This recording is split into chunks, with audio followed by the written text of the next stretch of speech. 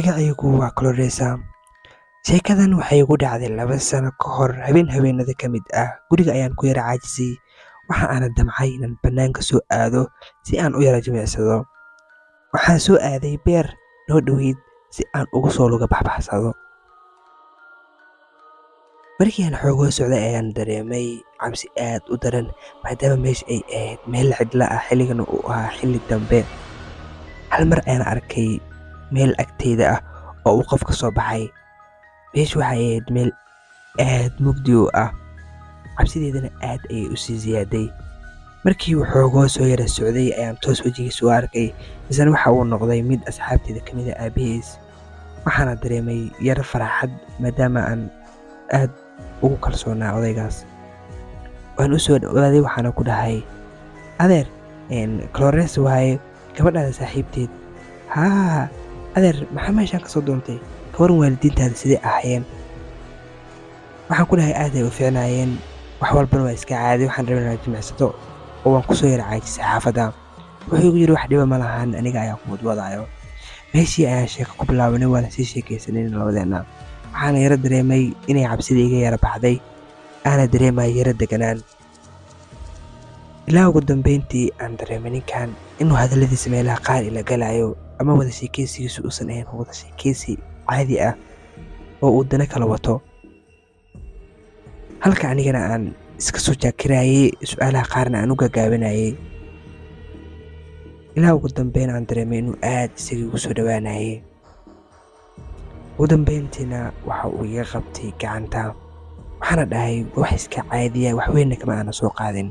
Xoogoo markaan soconay ayuu derbi naga soo horbaxay. Hal mar ayaa si kedis ah intuu qoortii qabtay ayuu madaxiisa igu soo dhoweeyey. Wuxuuna bilaabay inuu shumiyo ama uu dhunkado. Aad ayaan u qayliyey. Waxaana dhahay, ma jirto miyaa cid meeshaan joogto? Wuxuuna igu yidhi, waxba ha qaylinin, waa xilli dambe, mana jirto cid meeshaan imaanayso, mana jirto cid ku badbaadinayso. Waxaan bilaabay inaan la dagaalamo oo aan la xarbay si aan iskaga dhiciyo, ilaa ugu dambeyn aan ku guulaystay midaas oo aan iska tuuray. Markiiba waxaan bilaabay inaan soo cararo oo aan aad u soo fakado. Markaan soo cararay ayaan waxaa ku dhuuntay geed ka mid ah geedihii meeshii u dhowaa. Isagoo ordaya ayaa geedihii soo gaaray, meelahana uu firfirinayo. Wuxuu bilaabay inuu dhaho, Coloresa soo baxa, waa wada heshiinaynaa, waana wada hadlaynaa, igana raalli noqo, iyo hadalla noocaas oo kaleeta. Aniga ma aanan aaminin maadaama aan aad u cabsaday, aadna aan u shaki badnaa awalba. Wuxuu bilaabay inuu geedaha iga dhex raadiyo. Mar walbana marka ka dambeysa waxa uu u soo dhowaanayay geedka aan aniga ku dhuumanayay. Afka ayaan isqabtay si uusan u dareemin ama uusan u maqlin hadalkayga amaba neefta aniga iga soo baxayso. Indhihiisu waxay ahayn midab kuwa ka muuqato cara aad u daran. Waxaana dareemay mar hadduu qabtay inuusan idiin doonin ninkan. Waxaan isweydiinahay, ninkan adeer wuu wanaagsanaa xilligii ugu dambeysay, maxaa ku dhacay? Ilaa ugu dambeyntii uu daalay amaba uu i waayey, uuna iska baxay. Markii aan dareemay inuu yara baxay ayaan markii meeshii ka soo baxay anigoo aad u naxsan. Waxaana bilaabay inaan aad u cararo. Waxaan u cararay dhankaas iyo gaarigayga meesha uu yaalay. Gaarigayga ayaan soo dafay, waana soo cararay. Markii aan xaafaddeeda soo gaaray ayaanba arkay ninkii oo daaqadda xaafaddeeda taagan. Anigii naxdin iyo yaab, ninkan maxaa kaa khaldan, maxaad ku dabawado? Marka hore waxaan islahaa wuu ila damcay, markuu isoo daba raacay, laakiin arrinta shaki weyn ayay igu dhalisay iyo cabsi aad u tiro badan. Waxaana ku fikiray gaariga inaan meeshaas meel u dhow aan ku baakimo, kadibna aan fiiriyo waxyaabaha uu samaynayo, booliiskana aan waco. Markiiba booliiska ayaan waxaana ku dhahay, nin ayaa daba ordayo, mana aqaan wax uu iga rabo. Wuxuuna taagan yahay albaabka gurigayga, dhaqsiga soo gaara.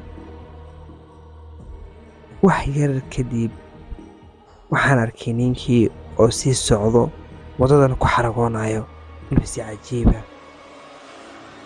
Aniga waan fiirinaya, weliba anigoo la yaaban adeerkan waxa ku dhacay. Xilligii ugu dambeysana waxa uu ahaa nin aad u wanaagsan.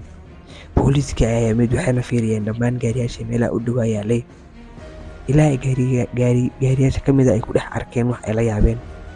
Waxayna ku arkeen gaarigaas katiimadooyin oo dumar ay leeyihiin iyo alaabo dumar oo aad u tiro badnaa. Ugu dambeynna waxa ay aadeen guriga ninkaas uu lahaa. 2 maalin kadib ayaan waxaan ku arkay niyuuska in ninkan gurigiisa laga helay meydka gabdhooyin badan oo yaryar. anigii aad ayaan u naxay, waxaana igu soo dhacay wax walba oo habeenkaasna dhex maray ninkaas. waxaana ku fikiray kabaran habeenkaas haddii uu ku guulaysan lahaa inuu ku qabto kadibna uu ku kaxaysto gurigiisa ku geeyo, muxuu kugu samayn lahaa?